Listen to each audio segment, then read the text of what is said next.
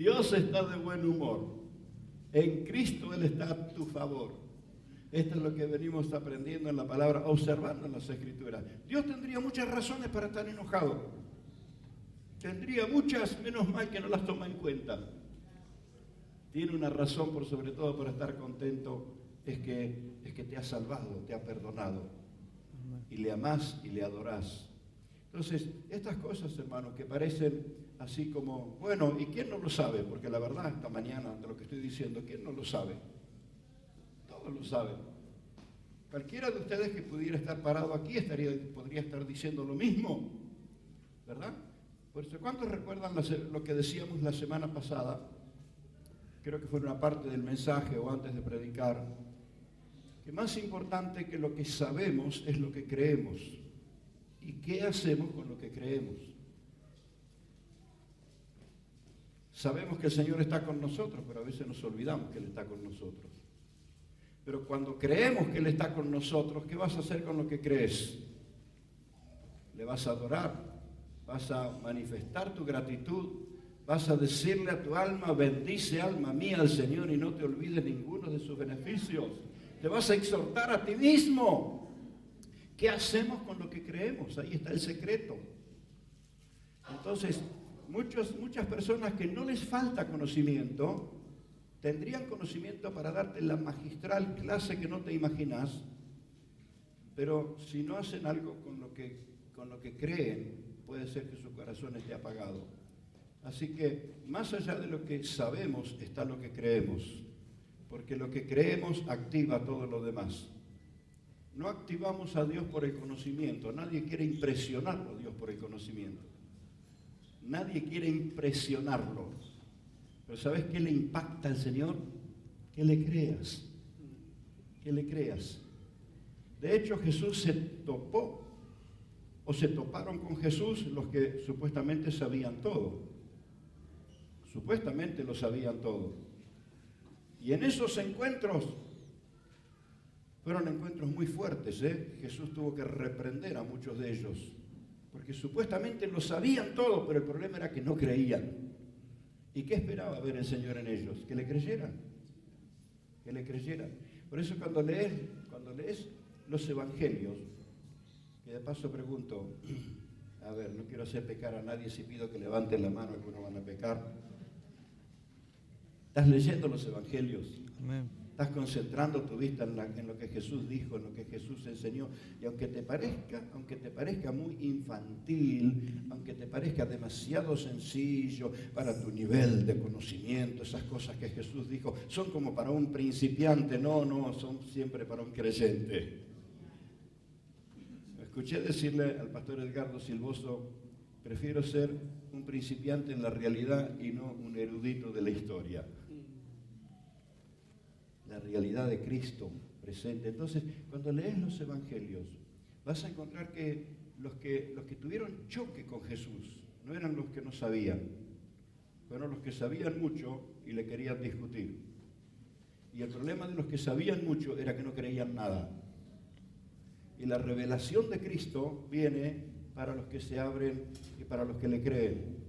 Por eso una persona recién convertida que le creyó al Señor podría sorprenderte cuánto sabe de la realidad espiritual. Podría sorprenderte, porque el Espíritu Santo te lleva a un nivel de revelación cuando le crees al Señor. Y por supuesto cuando le crees conforme a su palabra, conforme a las Escrituras. Por eso mi pedido permanente, y no voy a dejar de hacer este pedido, mi hermano, familiarícese con las palabras del Señor. Familiarícese con lo que Jesús dijo en los Evangelios. Me impacta muchísimo. Esas palabras han sido cargadas de gloria, de su presencia, de su poder. Cuando leo capítulo 17 de San Juan y veo que cómo San Juan el apóstol escribió la oración de Jesús, digo, cómo tuvo que haber penetrado en su corazón, en su espíritu, porque ese capítulo entero Juan lo escribe no sé cuántos años después, décadas después. Es decir, que el haber estado con Jesús y el haberlo oído, Juan no se olvidó nunca la oración que hizo Jesús, porque no les estaba enseñando a ellos, no les estaba exhortando, no estaba en una clase, no estaban en el sermón del monte y Jesús les estaba enseñando. Él estaba hablando con el Padre. En capítulo 17 Jesús está hablando con el Padre, pero Juan lo está escuchando. Y puede escribir toda la oración del Señor. ¡Qué impresionante! Entonces esta es la relación que quiero animarte a que cultives. Que te interese lo que el Señor dijo, lo que el Señor hizo. Vas a descubrir que no se le escapó nada.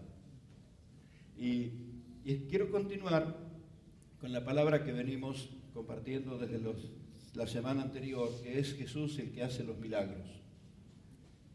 Así que si querés ver milagros en tu vida, al que le tenés que dar lugar es al Señor. Amén. Hermano, ¿cómo me va a decir esto? Yo soy un creyente de tiempo. Bueno, de pronto tenés que, más específico voy a ser, tenés que oír al Señor. Oímos mucho la voz de las circunstancias, la voz de las situaciones, la voz de internet, la voz de los amigos, la voz del periodismo, la voz de los noticieros. Oímos tantas voces, pero que mi oración de todos los días es al Espíritu Santo para que me ayude, me enseñe a oír la voz del Señor. Y luego de oír la voz del Señor, ahí viene el desafío de obedecerle. Porque al Señor no se le escapa nada.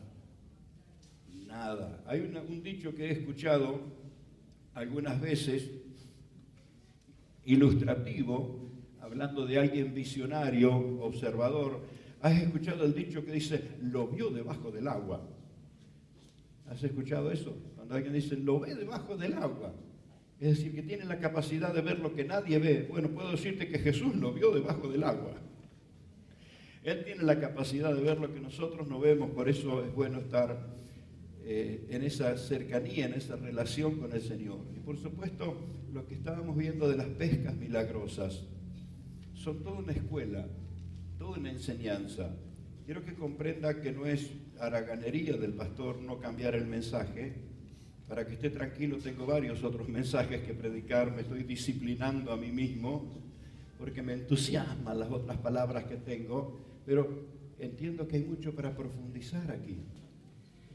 En estos pasajes tenemos muchísimo para aprender, porque fueron hechos concretos, fueron situaciones que se dieron así, de la vida práctica, ¿verdad?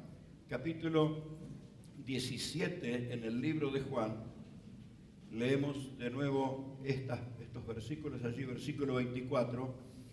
Me enteré que Capernaum es uno de los lugares donde el Señor hizo más cantidad de milagros, donde tuvo que enfrentar a muchos incrédulos.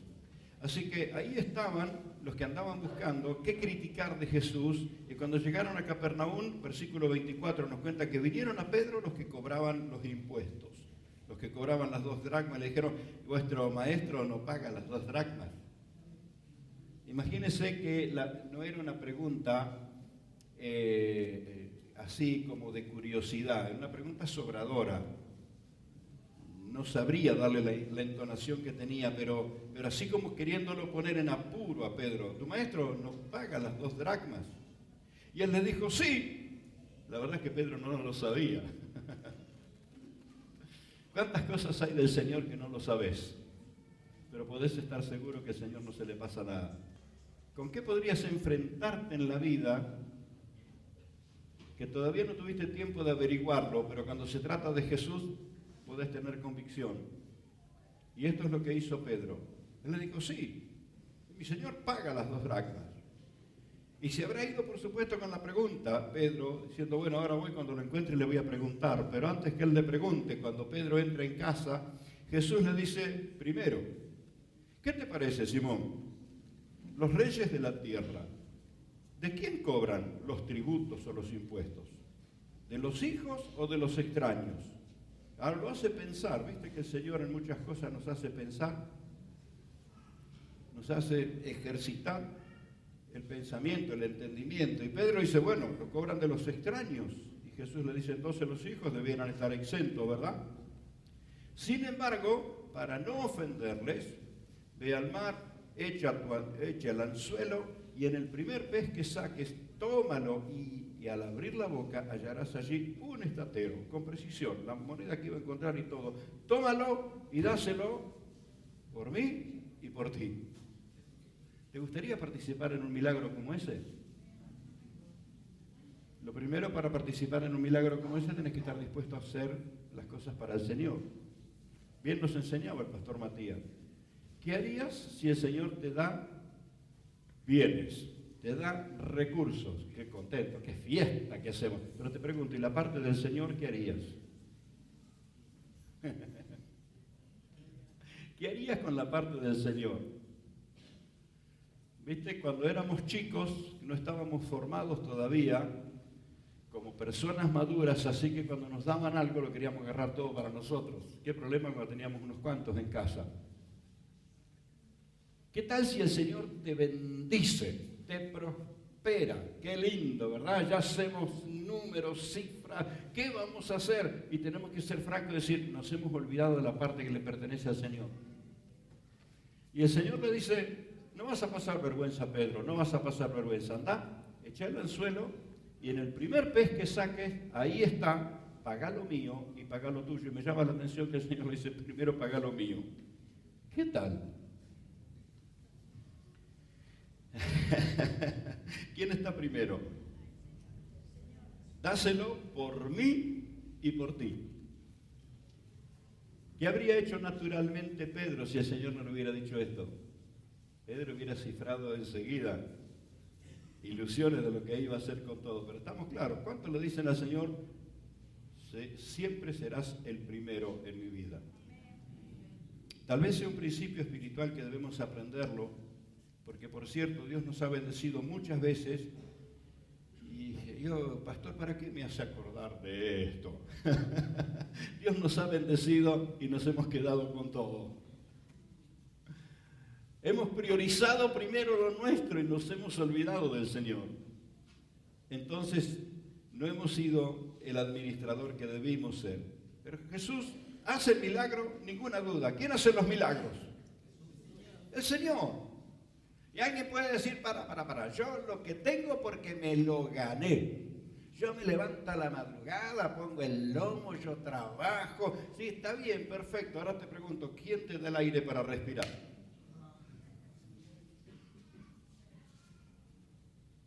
Si supieras lo que cuesta respirar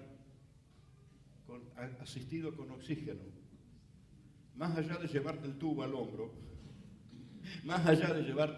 hombro, si supieras lo que cuesta, entenderías que, mira qué bueno es el Señor.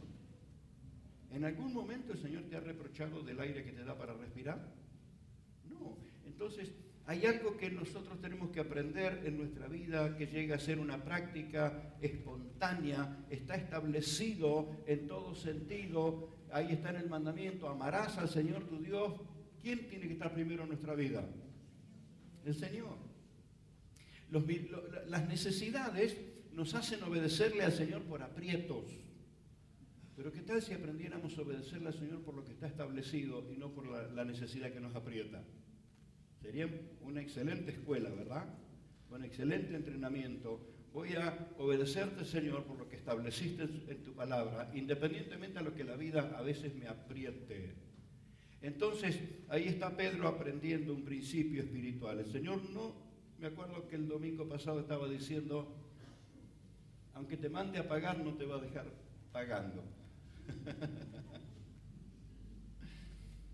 La expresión quedarse pagando, ¿qué sería nuestro entender? ¿A qué se refiere el quedarse pagando? Es quedar mal parado, ¿verdad? Aunque tengas que pagar, no vas a quedar pagando. Incorporarlo como un principio de fe. El Señor no te va a dejar pagando, aunque Él te va a dar para pagar. Amén.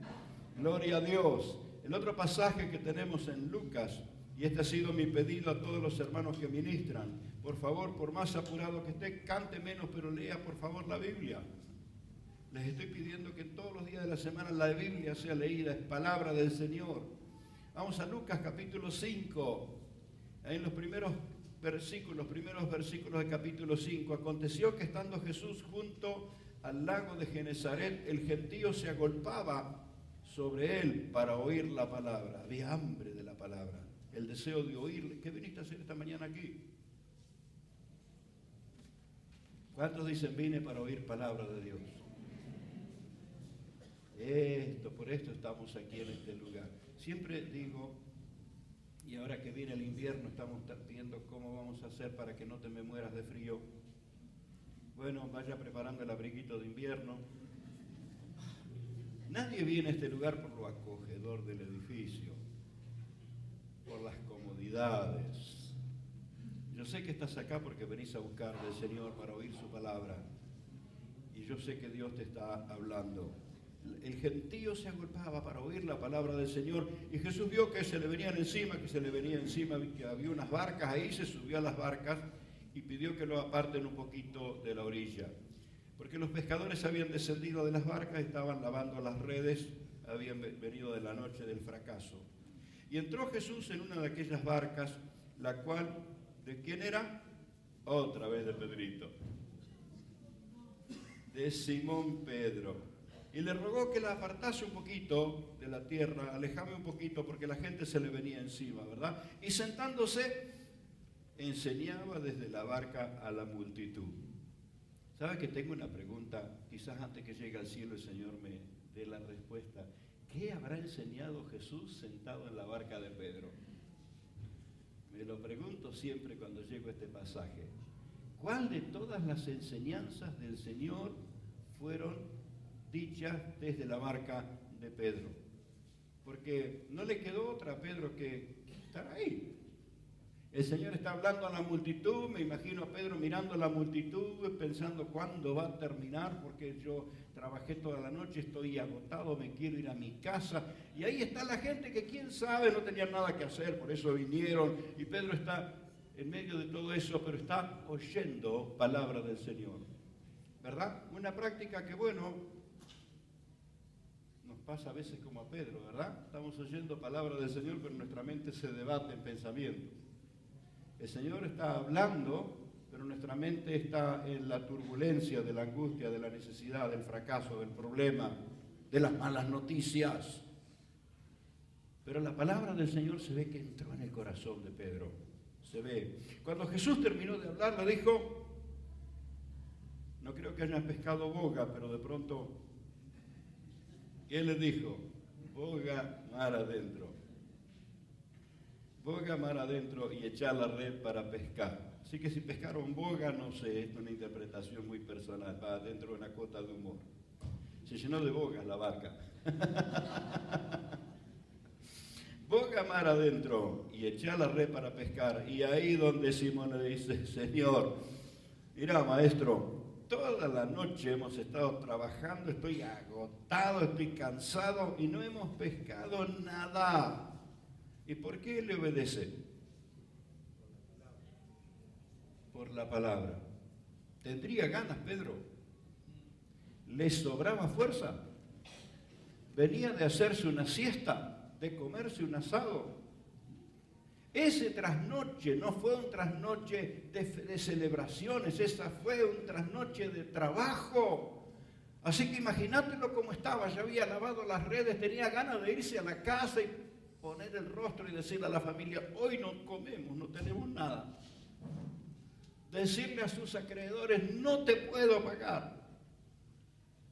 Estaba agotado y preocupado. Y se lo dice, Señor, toda la noche estuve ahí, trabajando, luchando para pescar algo y no he pescado nada. Y habiendo hecho, le dijo, lo voy a hacer por una sola cosa. Por tu palabra. ¿Cuántas veces la palabra del Señor es ese socorro oportuno? Qué bueno que no le hacemos caso a nuestros pensamientos, le hacemos caso a la palabra. Y de pronto puede estar chocando con las corrientes de pensamiento del tú puedes y dale y hacer lo que sentís. Y a veces no hay que hacerle caso a lo que sentimos, hay que hacerle caso a la palabra. Porque la palabra es lo que Dios estableció. Y entonces Pedro le dice, estoy fundido, no doy más, estoy cansado, fracasé toda la noche, pero lo voy a hacer por tu ¿Cuántos le dicen al Señor, voy a tomar tu palabra en mi vida? ¿Sabes que muchas veces hago memoria para acordarme profecías que recibí? Y algunas yo anoté los detalles cuando recibí esa palabra. Porque esa palabra que recibí está viva, está vigente. Por alguna razón el Señor me la dio. Ahora, más que eso, lo que está escrito, lo que el Señor dejó plasmado en las Sagradas Escrituras. Y ha habido situaciones que he estado así desesperado, ¿qué decidir? Porque las situaciones me apremiaban de todos lados. Y orando al Señor, y le decía, yo sé, Señor, que vos estás acá, que no me has abandonado, pero ¿qué hago? Y venía la palabra, lo que el Señor dijo en su palabra, y me direccionó, y la tormenta que parecía que me iba a aplastar, le pude hacer frente en el nombre del Señor. Entonces quiero animarte, dale tiempo a las Escrituras, léela por favor, léela. Lee la palabra, despolvá la Biblia que te la olvidaste, quién sabe por dónde, tenela con vos y alguna marquita o algún papelito ahí al lado para escribir eso, porque en la pantalla del teléfono no podés escribir. Algunos son tan prácticos que le dan color y todo, pero luego tienen que encender el teléfono y buscar entre tanto contenido y siempre le aparece alguno que lo entretiene y no le deja llegar a donde tenía que llegar. Pero cuando vos tenés las Escrituras y abrís la Biblia y vas ahí a donde está ese texto, ahí está la revelación, en tu palabra, Señor. Vengo de la noche del fracaso, pero lo voy a hacer en tu palabra, Señor. Entonces, esto es lo que sucede, se llenan las redes, se llena la barca y tiene que buscar socorro. En esa primera pesca milagrosa se da la conversión de Pedro. Yo no sé cuántas veces Pedro habría escuchado al Señor. De hecho, había visto milagros. De hecho, él sabía quién era el Señor. Pero él se convierte en medio del milagro. Porque cuando se produce la pesca y la barca se llena, usted lee este pasaje y Pedro no hizo cifras de cuántos peces tenía ahí, cuánto iba a cobrar por cada uno, pago los impuestos, pago esto, mira cuánto me queda. Se olvidó de todo y se tiró a los pies del Señor. Y fue en esa instancia donde Jesús le dijo, Pedro, esto que estás viendo es nada en comparación de lo que voy a hacer con vos. Esto que estás viendo sí es un milagro, por supuesto, pero es nada en comparación a lo que voy a hacer con vos. ¿Y qué es lo que viene ahí? De ti voy a ser un pescador de hombres. Voy a hacer de ti un líder espiritual, un guía de fe, un coordinador de grupos de fe. Y el que estaba tambaleando ahí, que no se mantenía parado, cobró fuerza en el Señor, vio el respaldo divino y se convirtió en un ganador de almas, pescador de hombres. Milagros. Y en este primer milagro se da la conversión de Pedro. Pedro entiende que el que está ahí es el Señor. Mientras no entendamos el señorío de Cristo, vamos a tener dificultades con nuestras convicciones. Pero por esto, qué importante es lo que creemos y qué hacemos con lo que creemos. Esa relación con el Señor trae convicciones. Y entonces caminas en esa convicción. En la otra pesca milagrosa que vamos a leer ahora, se da la reivindicación de un Pedro que con todos los milagros, con todo lo que había visto, con todo lo que había oído, con todo lo que Jesús enseñó, y él lo escuchó, cuando llegó el momento del aprieto, lo negó como cualquiera. Pero Jesús lo reivindica y repite un milagro que a Pedro le significó mucho, repite el milagro en el momento en que lo reivindica. Y vamos a capítulo 21 en el libro de San Juan. San Juan capítulo 21. Se ve que estaban los muchachos ahí medio desconcertados y bueno, seguramente alguna necesidad que tenían. Dijo, Pedro, yo me voy a pescar, muchachos. Y los que estaban también con él le dijeron, vamos nosotros también con vos. Pasamos un rato juntos, vamos a vivir una noche de trabajo, de pesca, y fueron y entraron en la barca y aquella noche otra vez, ¿qué pasó? No pescaron nada. ¿Te pasa eso de que todo lo que haces y no te sale nada? Qué bueno que te pudieras acordar de esta palabra ese día. Claro, porque cuando nos fracasa algo, enseguida empezamos, alguien nos maldijo, alguien me ató. Empezamos a imaginar tantas cosas y el diablo aprovecha y te dice que el Señor te abandonó. Y se lo crees y te amargás. Pero que en ese día, cuando te enfrentás con el fracaso, te acuerdas de esta situación. El Señor se hace presente y leemos así en San Juan, capítulo 21. Ahora comprendamos esto para situarnos un poquito en las instancias. Los otros milagros ocurrieron en el ministerio físico o terrenal del Señor, o no sé cómo llamarlo, porque estoy entendiendo que el Señor sigue operando en el campo terrenal. Sigue el cuerpo de Cristo, su iglesia sigue activa, pero en la vida física del Señor Jesús, en la vida de su cuerpo, fueron todos aquellos milagros. Pero ahora el que aparece en la playa es el resucitado. El Cristo que ha vencido, el todopoderoso, el victorioso. Ahora, cuando vos te convertiste, anduviste de la mano, estuviste cerca con el Cristo que se sentaba y les hablaba en el monte de los Olivos, les hablaba a la gente desde la barca, o te encontraste con el resucitado. ¿A quién aceptaste? Yo quisiera que te sitúes en tu experiencia espiritual. Mucha gente conoció a Jesús hasta la cruz y todavía están con Jesús en la cruz. Pero quiero decirte que Él ya se bajó de la cruz. Fue al sepulcro, venció la muerte. Es más, después de haber pagado el precio, se sentó a la diestra del Padre y derramó el Espíritu Santo. Entonces quiero que te sitúes, que vos estás en una instancia superior a la de Pedro. Superior a la de Pedro. Algo que estoy diciendo en muchas conversaciones con líderes, con obreros, con hermanos, y también creo que alguna vez lo dije aquí en la congregación: los creyentes sabemos más de lo que nos falta que de lo que tenemos. Sabemos más de lo que necesitamos que de lo que hemos recibido. Por eso todavía muchos están esperando que el Espíritu Santo sea derramado.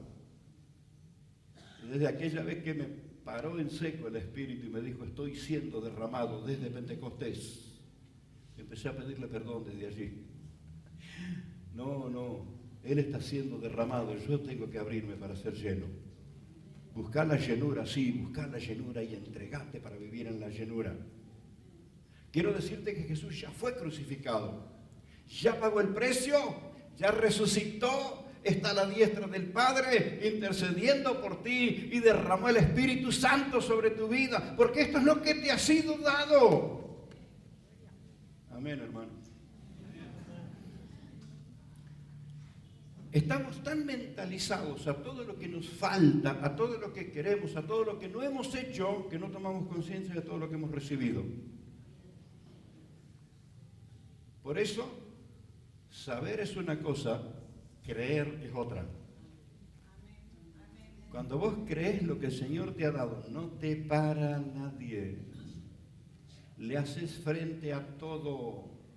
Vivís de victoria en victoria en el nombre del Señor. Hermano, ¿quién no lo sabe que Jesús resucitó? Y yo te podría decir que muchos acá, por la manera de reaccionar, me pregunto si lo saben. Porque lo que creemos tiene que notarse en nuestras reacciones.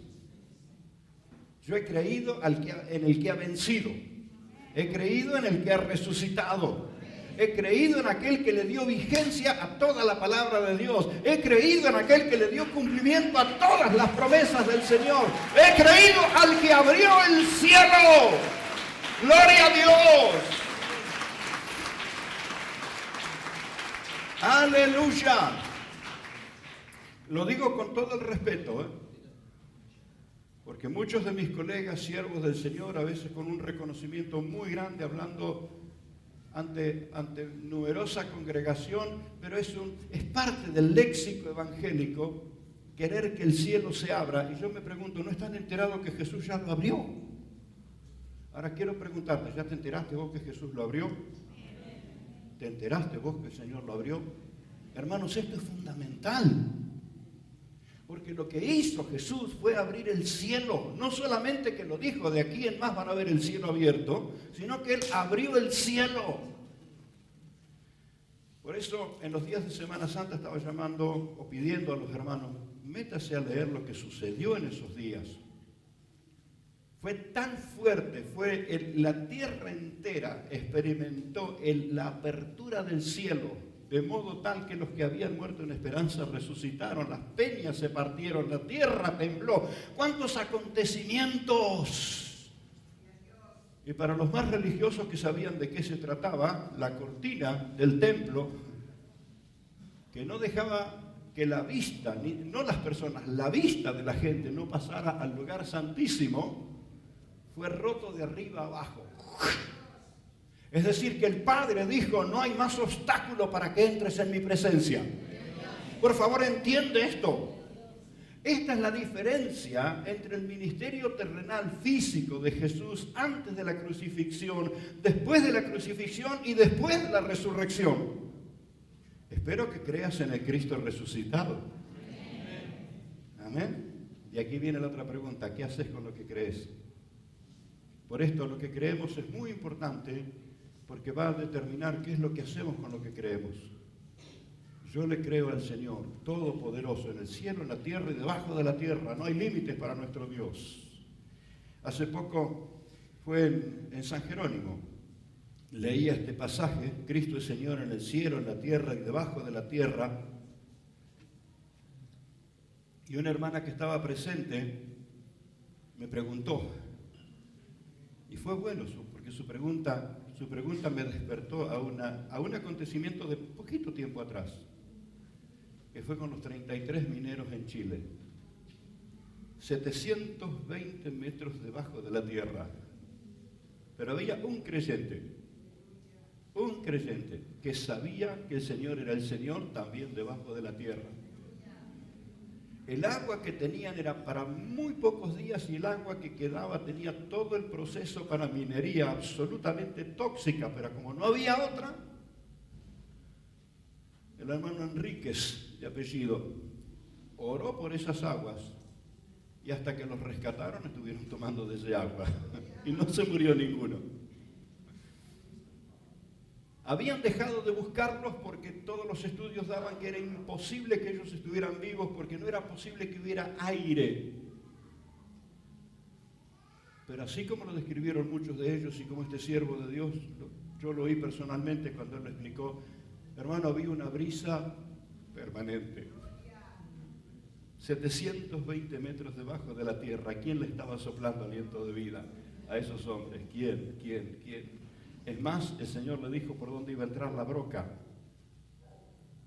Y cuando hacen todo el estudio, se confunden medidas y comienzan el agujero acá, pero estaban por allá. Y suceden dos milagros. Uno es que una broca de casi 10 milímetros, casi 10 centímetros de grosor, de acero que no puede doblarse, escarba la tierra 700 metros, hace una curva y entra exactamente en el lugar donde el Señor le había dicho al hermano Enríquez que iba a entrar. Por eso ellos tenían el lugar libre, estaban esperando y sintieron el ruido y ahí entró. Porque el Señor es Señor debajo de la tierra. Ese es tu Señor. Te encuentres donde te encuentres, tu Señor está contigo. Por esto esta palabra. Y ahí está el resucitado. Y me llamaba la atención porque él se acerca a los discípulos. Juan capítulo 21, versículo 3. Simón Pedro dijo, me voy a pescar. Los demás le dijeron, vamos a pescar con vos. Y cuando ya iba amaneciendo, se presenta Jesús en la playa aquella noche que otra vez no habían pescado nada. Yo no sé si Pedro recordaba aquella noche que no había pescado nada. Pero ahí se presenta Jesús en la playa y les dice, ¿tenéis algo de comer? ¿Qué pensás vos cuando alguien te pregunta si tenés algo? Que se suponía que tendrían. Que se suponía, si venían de pescar, ¿quién tenía más posibilidad? ¿Que estaba fuera de la playa o los que venían en la barca supuestamente con la pesca. Y uno piensa que encima que no tenemos nada, me está pidiendo. ¿Cuántos recuerdan ese principio que yo lo oí y dije, qué cierto que es? Cuando el diablo te da algo es porque te va a quitar todo. Cuando el Señor te pide algo es porque va a darte todo. Es un principio espiritual. Me impactó cuando lo oí. Yo no recuerdo qué siervo del Señor lo dijo y de pronto lo han repetido hermanos aquí. Pero está diciéndole, ¿tienen algo de comer? Y supuestamente los profesionales de la pesca, porque por lo menos 3 de los que estaban arriba de la barca eran profesionales. Estaba Juan y su hermano, los hijos de Zebedeo, que eran pescadores. Y Pedro. Yo me imagino qué se siente siendo profesional de algo y decir no tengo. Como un nadador que lo tiene que socorrer el salvavidas porque se ahoga. ¡Qué extraño! Siendo quien debiera decir, sí, tengo, tener que reconocer, no tengo.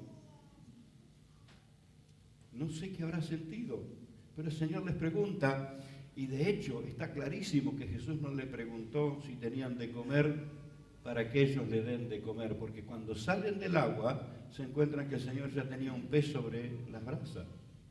Los estaba esperando con comida. Claro, fracasados como estaban, impactados por la gloria del Señor, vinieron a comer ese pez y el Señor les dijo, bueno, está bien, coman acá, pero vayan y traigan de lo que ustedes pescaron. Ahora, quiero que tomes en cuenta que alguien se tomó el trabajo no solamente de sacar la red, sino de contar los peces.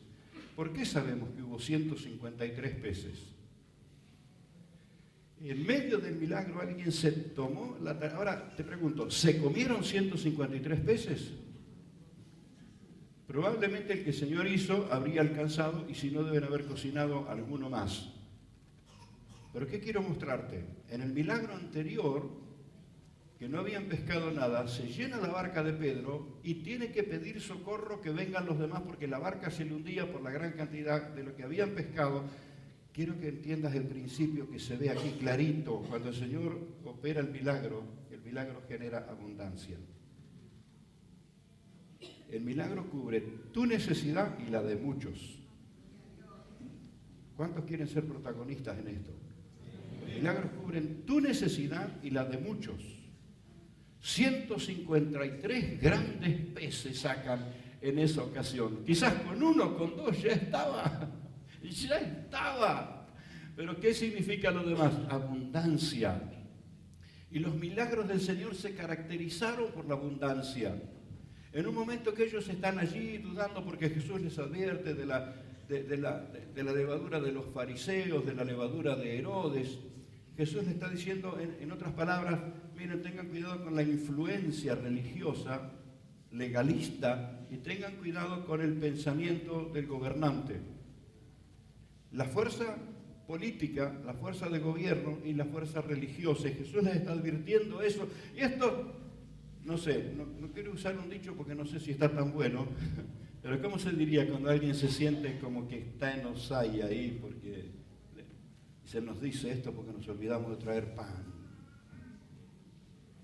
Y Jesús se enoja y dice, ¿está preocupado por el pan? Cuando multipliqué entre la multitud, entre 4.000 hombres, ¿cuántas canastas le quedó? ¿Cuántas recuerdan? Y en el otro milagro, ¿cuántas quedaron? 7. De esos detalles queda claro que no es el mismo milagro mal relatado. De este detalle queda clarísimo que fueron 2 milagros diferentes. En uno sobraron 12 cestas y en el otro sobró 7 cestas, que es el resultado de un milagro cuando está consumado. Cubre tu necesidad y la de muchos. Entonces enfócate en el milagro con esa dimensión de generosidad.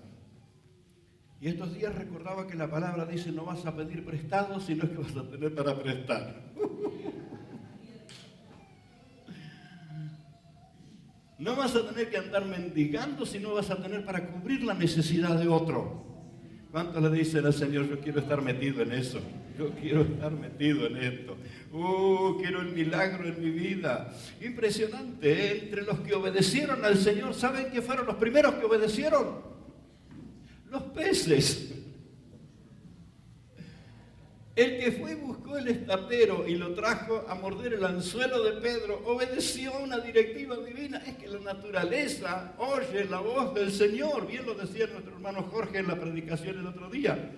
Por eso Jesús reprendió los vientos y los vientos se calmaron. La naturaleza oye la voz del Señor. Ese es tu Señor que gobierna sobre todo. Él tiene el poder sobre todo. Oh, gloria a Dios. Así que los primeros en obedecerle fueron los peces. Aquella noche el Señor le dijo, vamos a la red de Pedro. Y ahí vinieron. Aquella madrugada no era una necesidad que Jesús tenía, porque Él ya tenía lo suyo. Cocidito ahí a las brasas, para chuparse los dedos. Él no tenía necesidad, pero les dijo a los peces, vamos a la red. No a cualquier lado, cuando la tiran de la derecha, porque les dio directivas específicas. Y esto es lo importante de aprender a oír la voz del Señor. A veces hacemos lo nuestro, la nuestra, hacemos lo que escuchamos por aquí y por allá. Y por eso mi oración permanente es que el Espíritu Santo me ayude a discernir la voz del Señor, a entender la voz del Señor. Amén. ¿Cuál es la voz del Señor entre tantas voces que escuchamos? ¿Cuántas voces escuchamos? ¿Cuántas? Sería interesante que logres distinguir todas las voces que escuchás, porque escuchás la voz de adentro, a veces que te hace acordar todas las veces que fracasaste, te hace acordar todos los sueños que eran un sueño y se terminaron convirtiendo en pesadilla. Escuchás la voz de uno y de otro, y el que no se deja no pierde tiempo, es la voz del diablo. Pero qué bueno que puedas aprender a oír la voz del Señor. Y esta es mi oración, es mi pedido, es mi ruego. Yo quiero aprender a discernir la voz del Espíritu Santo entre medio de tantas otras voces. Y ellos oyeron la voz del Señor y le obedecieron, porque habían obedecido primero los peces. Si los peces se hubieran obedecido y ellos no le obedecían. Hay detalles que comparto, que la congregación ya escuchó, pero me bendice tanto, hermanos, que oyen los mensajes ya de distintos lugares, han descubierto cómo entrar a YouTube y ver los mensajes que nuestros hermanos ponen a disposición, y me bendice que bendiga la vida de muchos. Qué interesante es oír la voz del Señor y dejarnos guiar por el Señor en medio de toda esa maroma de cosas que a veces nos distraen totalmente. Así que tu oración sea, Señor, dame discernimiento para oír tu voz. Y después el coraje de obedecer. ¿Tenés la decisión de obedecer? Ahora, razonaba en estos días y decía que a veces no creemos hasta no haber obedecido. Los primeros que nos quedamos con la boca abierta somos nosotros, porque luchamos con nuestros rasgos de incredulidad. Luchamos con nuestra naturaleza caída, pero todo cambia cuando damos los pasos de obediencia. Es decir, luego que obedeciste, te das cuenta que el Señor estaba guiándote. Entonces quiero animarte a que centres tu atención, que los milagros los hace el Señor, no los hace la casualidad. ¿Está? No son la casualidad, son intervenciones divinas. No ofendas nunca al Señor llamando casualidad lo que el Señor hizo. ¿Estamos? A lo que el Señor hizo no lo llames casualidad, porque es una falta de respeto. Es un razonamiento humano, pero ofendemos al Rey Divino. Entonces quiero animarte a que le creas al Señor y camines en esa obediencia. Y está el Señor para hacer algo. Luego que comieron, que estaban tranquilitos, empieza una conversación personal con Pedro. Y 3 veces le pregunta a Pedro, ¿me amas? ¿Cuántas veces escuchaste al Señor haciéndote esta pregunta? Tiene una razón de que sea varias veces. Tiene una razón. Para Él es bien importante que vos lo ames. Y para vos es mucho más importante amar al Señor. Muchísimo más importante que tengas claro que amas al Señor. Es muy, pero muy importante que el Señor esté en primer lugar en tu vida. Pero en el caso de Pedro, hemos llegado a una conclusión, algunos de nosotros mirando esto. ¿Por qué se lo preguntó 3 veces? La lógica dice que Pedro lo había negado 3 veces, ¿verdad? Y ahora el Señor le está dando la oportunidad de reafirmar su amor por el Señor 3 veces. Es decir, lo reivindicó.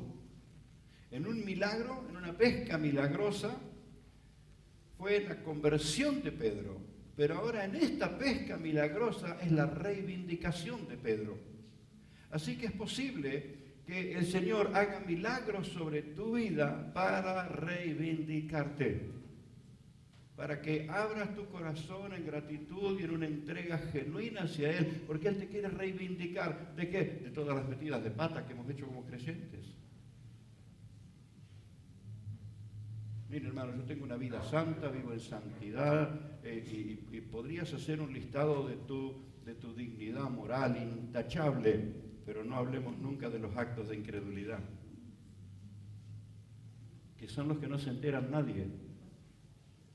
De palabras que Dios nos ha dado y no las hemos obedecido. De desafíos en los que el Señor nos ha llamado a participar y no le hemos respondido. Y oro mucho por esto. Personalmente digo, Señor, que no te ofenda a ti por un acto de incredulidad, porque a veces uno puede cometer un acto de incredulidad y tener el aplauso de todos que dicen qué prudente, qué sabio, qué inteligente. Si hay riesgo, ¿para qué se va a meter? Y con el aplauso de todos le digo al Señor, viste, vos no tenías razón los demás. Y cometemos actos de incredulidad. La vida de fe con Dios es importantísima. Y entonces el Señor trata con nosotros. Así que yo creo que estamos entendiendo la importancia que tienen estas pescas milagrosas, que voy a animarte a leerla una y otra vez, una y otra vez, una y otra vez. Y vas a descubrir que el Señor tiene tanto para hablar contigo en estos contenidos. Porque estas cosas que sucedieron con Pedro, el Señor no tiene ningún problema para que suceda contigo. ¿Cuántos le dice el Señor?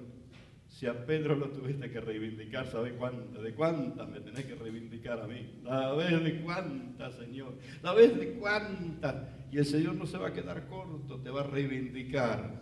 Qué bueno es involucrarnos en lo que Dios está haciendo y obedecer más que los peces, porque la obediencia revierte el fracaso. La manera de revertir el fracaso es aprender a obedecer. Oírlo y obedecerle.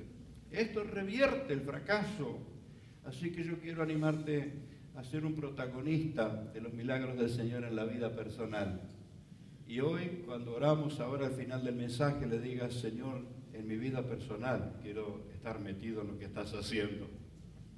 Aunque tiemble, aunque a veces el desafío que me planteas me asusta, pero yo quiero estar, Señor, en lo que vos estás haciendo. Amén. En el ámbito cotidiano, en la familia, los compañeros de trabajo, de estudio, porque a donde estás, Dios quiere moverse a través tuyo. Dios quiere obrar a través tuyo. Si no hay nadie que crea allí, te pregunto, ¿vos creés o vos te plegás a los que no creen? Menos mal que aquel hombre a 720 metros debajo de la tierra, tratando de recordar el nombre no recuerdo, pero el apellido es Enríquez. Todos los demás no eran creyentes. Sin embargo, él tomó el liderazgo espiritual porque le creyó al Señor. Y Dios le dio el éxito de salvar la vida de sus compañeros. Nos contaba situaciones desgarradoras porque la inminencia de la muerte la tenían encima, así que se desesperaban y hubo hombres ahí, hombres fornidos, de cuerpo robusto, que se enloquecían y los tenían que serenar, tranquilizar, esa labor de calmar la desesperación del alma. Gracias a Dios que había uno, y no aquellos hombres se hubieran matado entre sí. aquellos hombres se hubieran matado entre sí, pero había uno que administraba la vida.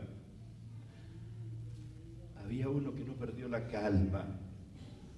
Había uno que podía oír la voz de Dios en la profundidad y ver cómo los demás se plegaban a sus oraciones. No sé qué fue la vida de los demás después, pero se plegaron a sus oraciones. Tu ámbito cotidiano, así sea debajo de la tierra, tu ámbito cotidiano, tus grupos, tus contactos de WhatsApp, tus amistades. ¿Por qué no decirles, tengo una gran noticia para ustedes, es que Dios los ama? Anímate a decírselo. Alguno de esos contenidos que te bendicen y te ministran, le digas, me acordé de vos y creí que te iba a hacer falta este consejo, y enviáselo. Tu ámbito cotidiano, los que están a tu alrededor, la familia, en el trabajo, en el colegio, donde sea, y ya tal vez más específico, los que están en los grupos de fe. Qué bueno que ese grupo de fe tenga un líder espiritual, tenga un guía de fe, un hombre y una mujer que a veces tiembla, pero ya aprendió a creerle al Señor. Y tu grupo crece, se afianzan en el Señor, y lo que Dios te da se torna en abundancia para muchos, porque Dios no es mezquino. Lo que el Señor hace, lo hace para vos y para gloria del Padre, y lo hace para bien de todos. Ser protagonistas en lo que el Señor está haciendo. Ahora quiero animarte a orar y decirle esta mañana, Señor, yo quiero, así como lo hiciste con Pedro, que lo hagas conmigo.